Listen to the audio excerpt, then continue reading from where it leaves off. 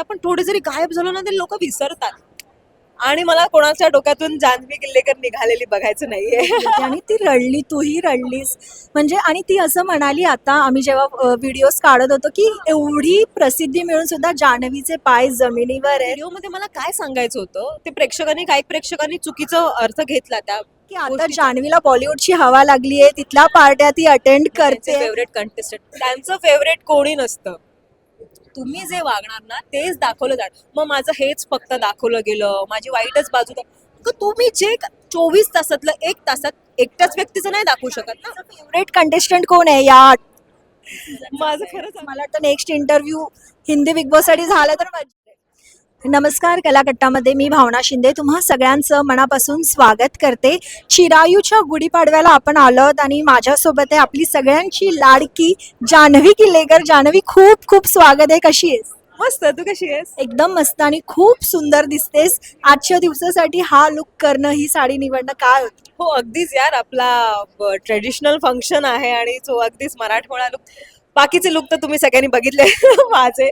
So मला असं वाटतं की जसे फंक्शन असतील तशा त्या पद्धतीने आज मराठमोळा साज असं ठरवलं मी करूया छान. So मला हा सगळ्यात फेवरेट म्हणजे अगदीच आता ना माझं तुम्ही रंगपंचमीचे पण सगळे हे बघितले असतील. सो त्यावेळी पण सगळ्यात फेवरेट लुक माझा हा आहे असा मराठमोळा लुक. पण जान्हवी जेव्हापासून बिग बॉस संपलंय, आपलं बिग बॉस मराठी 5, जान्हवी सगळीकडे आम्हाला दिसते आणि खूप छान दिसतेस आणि तेच दिसलं पाहिजे. पण ही एनर्जी कुठून आणते? सगळीकडे उपस्थित राहणं खूप गरजेचं असतं. हो, सगळीकडे उपस्थित राहणं गरजेचं असतं कारण की आपण सगळीकडे सतत दिसत राहणं. कारण की हल्लीची जनरेशन काय माहिती, आपण थोडे जरी गायब झालो ना तरी लोक विसरतात. आणि मला कोणाच्या डोक्यातून जान्हवी किल्लेकर निघालेली बघायचं नाहीये. सतत म्हणून मी सगळे फंक्शनसाठी मला वेळ नाहीये, कामं आहेत, पण नाहीच ते सगळं मॅनेज करून सगळं करून. पण प्लस माझं हे एक फंडा पण असतो की मला छानच दिसायचंय.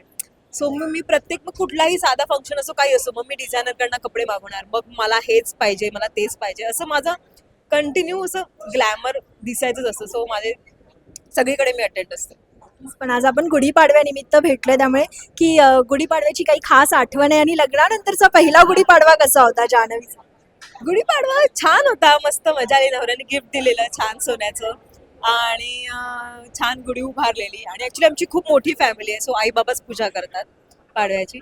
सो मजा आली एकंदरीत. आणि खरं तर खऱ्या आयुष्यात गुढीपाडवा सेलिब्रेट करण्याच्या ऐवजी रील आयुष्यात म्हणजे मालिकांमध्ये दरवर्षी दरवर्षी कोणती ना कोणती मालिका सुरूच असते आणि आपल्या मराठी मालिकेत आवर्जून आपण हा हे दाखवतो, सोहळा दाखवतो. सो जास्त करून मालिकांमध्ये गुढीपाडवा सेलिब्रेट केलाय. पण जान्हवीची आता मालिकेतील भाग्य दिले तुम्हाला, मालिकेतील सासू भेटली होती आणि ती रडली, तूही रडलीस. म्हणजे आणि ती असं म्हणाली आता आम्ही जेव्हा व्हिडिओज काढत होतो, की एवढी प्रसिद्धी मिळून सुद्धा जान्हवीचे पाय जमिनीवर आहेत. कसं वाटतं जेव्हा आपले को ॲक्टर आपलं असं कौतुक करतात? खरंच छान वाटतं. पण मला असं वाटतं की हवेत उडणार का काही नाहीच आहे. म्हणजे मला असं वाटतं की ह्या लोकांचं सगळ्यांचं प्रेम आहे, सगळ्यांचे आशीर्वाद आहेत, म्हणून आज जे काही आहे ते त्यांच्यामुळेच आहे. नॉट ओनली सगळे सेलिब्रिटी आहेत. तू माझं बाहेरचं व्यवहार पण बघशील, मी आज इव्हेंट्सला जाते, माझ्यासाठी कोणीच लहान किंवा काही हे नाहीच आहे. मला प्रत्येक फॅन हा तेवढाच महत्त्वाचा आहे आणि सगळेच महत्त्वाचे. त्याच्यामुळे मला माझे पाय कायम जमिनीवरच असतात. मी कितीही मोठी टचवूड अजून कितीही मोठी स्टार झाले ना तरीही मी ते विसरणार नाही की मी कुठून आली आहे. सो कधीच. आणि हे नाव, हे प्रेम, मालिका तर तू केल्या आणि आता तू एक व्हिडिओ सुद्धा केला होतास, की हे सगळं मला बिग बॉसने दिलंय आणि बिग बॉस लक्की ठरलंय. पण ते छान पद्धतीने काय म्हणू, तूच म्हणाली होतीस की सोनं केलं पाहिजे त्या संधीचं आणि या पर्वाचे सदस्य ते नाही करताना दिसत आहे. ऍक्च्युली माझं त्या व्हिडिओमध्ये मला काय सांगायचं होतं ते काही प्रेक्षकांनी चुकीचा अर्थ घेतला त्या गोष्टीचा. मला असं वाटतं की आज महाराष्ट्रातले किती ऑडियन्स आहे, किती रील स्टार्स आहेत, कॉन्टेंट क्रिएटर, ऍक्टर्स, त्यांना बिग बॉसमध्ये जायचं आहे. कारण की सगळ्यांना माहिती आहे की बिग बॉस हे आपली लाईफ चेंज करू शकतं. सो मग ज्यांना इथे जाण्याची संधी मिळते, ठीक आहे, नॉट नेसेसरी की सगळेच शेवटपर्यंत जाऊ शकतात. अगदीच कोणीतरी पहिल्या आठवड्यात निघणार, दुसऱ्या, तिसऱ्या, चौथ्या, हा रूलच आहे. काही ना काहीतरी होणार. बट मला असं वाटतं की आपण ना त्या संधीचं सोनं नाही केलं, तो स्वतःवर राग काढा. तो शोवर राग नका काढू यार, की शोने असं केलं, मग रितेश सरच बायस्ड आहेत, मग त्यांचे फेवरेट कंटेस्टंट, त्यांचं फेवरेट कोणी नसतं. तुम्ही जे वागणार ना तेच दाखवलं जाणार. मग माझं हेच फक्त दाखवलं गेलं, माझी वाईटच बाजू तुम्ही जे 24 तासातलं 1 तासात एकट्याच व्यक्तीचं नाही दाखवू शकत ना, त्यांना 16च्या 16 कंटेस्टंटचं दाखवायचंय. So, तुम्ही जे करणार तेच ते लोक दाखवणार. सो मला असं वाटतं की तुम्ही स्वतःला ब्लेम करा, नॉट शोला किंवा रितेश सरांना. तो मला राग आहे, जो कोणी बिग बॉसच्या अगेन्स्ट बोलेल ना, मला राग आहे त्या लोकांचा. नाही, आणि रितेश सरांच्या बाबतीत तर नाहीच नाही. पण तुझ्या पोस्टवरून सोशल मीडियाच्या असं वाटतं की तू बिग बॉस फॉलो करतेस, तर कोण वाटतं आता आपण फिनालेच्या जवळ जातोय, कोणाला जिंकताना पाहायचंय, कोणाला टॉप 2 मध्ये पाहायचंय जान्हवीला? टॉप 2 मध्ये तर मला आता असं वाटतं की राकेश बापट तर असतील, आणि मला असं वाटतं तन्वी असू शकते. Not sure, but let's see. माहित नाही, आता मी कन्फर्म नाही सांगू शकत. जान्हवीचा फेवरेट कंटेस्टंट कोण आहे या? माझं खरं सांगू, माझं कोणीच फेवरेट नाहीये. माझे फेवरेट फक्त बिग बॉस आणि रितेश देशमुख आहे.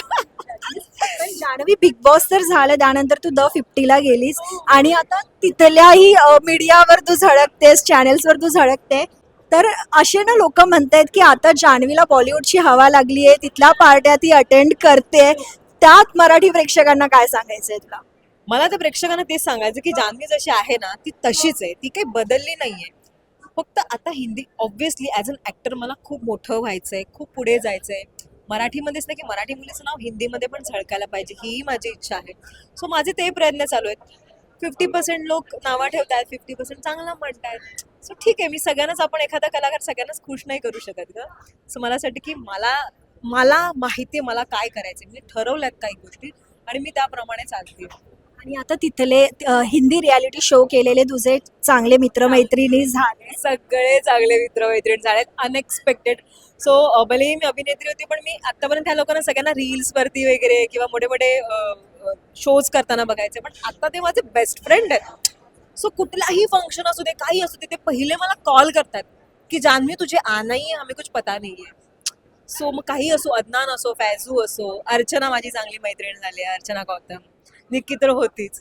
सो हे जे काही माझे फ्रेंड्स आहेत, सो मला मजा येते या सगळ्यांसोबत, कारण की नवीन गोष्ट शिकायला मिळते. आतापर्यंत मी मराठीपर्यंत लिमिटेड होते, आता हिंदीचं हे त्यांचं हेच वेगळं आहे ग. सो मला मजा येते खरं तर.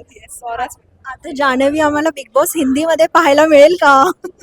टचवूड, बघूया, माझी ती इच्छा आहे. Let's see. नक्कीच आपण पण सगळ्यांचं प्रेम सोबत असेल तर नक्कीच आहे. मला वाटतं next interview Hindi big boss साठी झाला तर मज्जाच येईल. नक्की नक्की, 100%, 100%. तर आता आपण आज चिरायू साठी भेटलोय, काय सांगशील चिरायू बद्दल? माझं चिरायूचं ना पहिलं वर्ष आहे. चिरायूला खरं तर 18 वर्ष कम्प्लीट झाली. सो पहिलं वर्ष आहे, आणि या वर्षीचा एक्सपिरियन्स मी पुढच्या वर्षी सांगेन. थँक्यू सो मच जान्हवी, अशीच सगळीकडे झळकत राहा आणि आम्हाला इंटरव्ह्यू देत राहा. खूप खूप शुभेच्छा, गुढीपाडव्याच्या खूप खूप शुभेच्छा. तुलाही खूप खूप खूप शुभेच्छा. थँक्यू. थँक्यू.